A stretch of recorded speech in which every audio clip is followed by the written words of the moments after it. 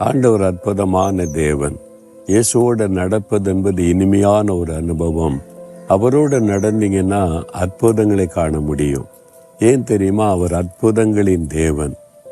ஏசாயா 52:12 கர்த்தர் உங்கள் முன்னாலே போவார் என்று வசனம் சொல்லுகிறது.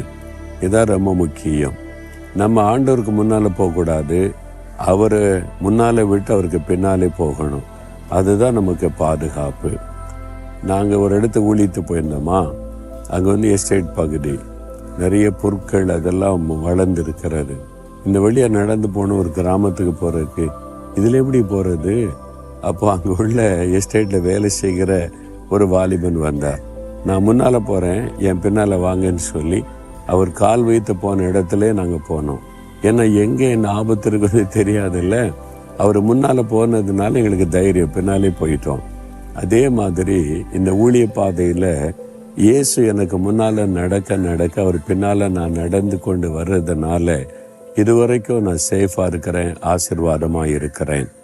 அப்போ கர்த்தர் உங்கள் முன்னாலே போவார், இது விசுவாசிங்க. கர்த்தர் முன்னால் நடந்தால் நமக்கு பாதுகாப்பு.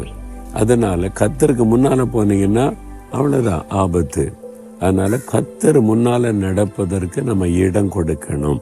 நிறைய பேர் என்ன பண்ணுறாங்க, ஆண்டவர் நான் இதை செய்ய போகிறேன், என்னை ஆசீர்வதிங்க, நான் இதை செய்ய போகிறேன், என் கூட எனக்கு எல்லாம் செய்யுங்க.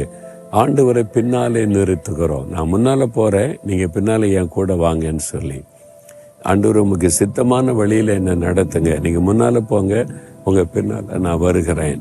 உங்களுடைய குடும்ப வாழ்க்கையானாலும், பிஸ்னஸ் ஆனாலும், வேலையானாலும், உங்களுடைய எந்த காரியத்திலும் நீங்கள் முன்னால் போய் வழிகாட்டுங்க, உங்கள் பின்னால் நான் வரேன்னு சொல்லி வாழ்ந்து பாருங்கள். எல்லா காரியம் அழகாய் ஆண்டவர் நடத்துவார். எதுவும் உங்களை தடுக்க முடியாது, சேதப்படுத்த முடியாது. நீங்கள் ஜெயத்தையும் ஆசீர்வாதத்தை காண்பீங்க. அவ்வளோதான்.